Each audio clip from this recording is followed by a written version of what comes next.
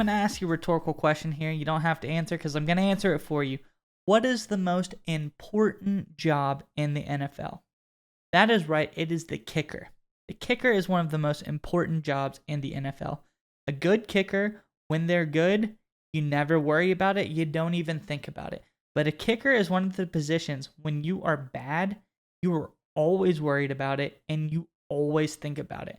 It's almost like the forgotten position. It's like they say, okay, a corner. When you don't hear the corner's name, when you don't hear the offensive lineman's name, that means they're doing a good job. When you don't think about the kicker, they're doing a good job. But when you hear their name a lot, when they're holding, when they're pass interfering, it is a big deal. And when kickers are missing kicks, the whole fan base can go after you. Just ask that Alabama kicker who missed the kick six kick. I'm sure his life was forever scarred.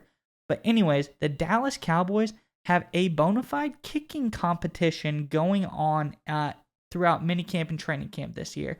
And I think it's a very interesting thing because they got to replace Greg Zuerlein somehow. And if they don't, it's going to leave Cowboy fans very angry this season. But before we get into this story, Nick, I want to ask the fans. Dallas fans, tell us, who is your favorite Dallas kicker of all time? Is it Billy Cundiff? Is it Efren Herrera, Nick Folk? I don't know. You tell me below. Who's your favorite Dallas kicker of all time? Anyways, Nick, what is this story?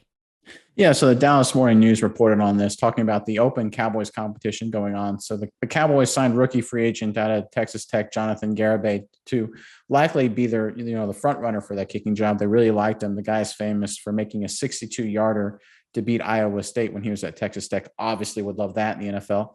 But like you said, you can't be bad at kicker. They got to have an insurance policy. So they went out and brought in a guy who kicked for them last year. And this guy's got really a convoluted name here, Lirim Harulahu. I think I got that right. Sounds perfect. I think that's exactly how you pronounce it. But he kicked for replaced Zuerlein against the Atlanta Falcons and did a solid job. He kicked 5 PATs and had 7 touchbacks. He's a veteran guy. He's, been around the block a little bit, both in Canada and in the National Football League. So obviously this kicking competition here, like you said, doesn't seem to be the highest profile thing when you've got things about Tony Pollard, Michael Gallup, Jalen Tolbert. What's Dak going to look like? Micah Parsons in the news. But you brought up how important kicking is. How about this? According to actionnetwork.com, 15% of all games in the NFL are decided by 3 points. 25% are decided by 3 points or less. That is the difference in having a good kicker and a bad kicker. And right now, Dallas, as they're in a win now mode, can't afford to have a bad kicker. No, yeah. And like I said, 62 yards in college, that is pretty incredible. It usually takes a guy a little bit of time to gain the wind under their sails to try that in a game.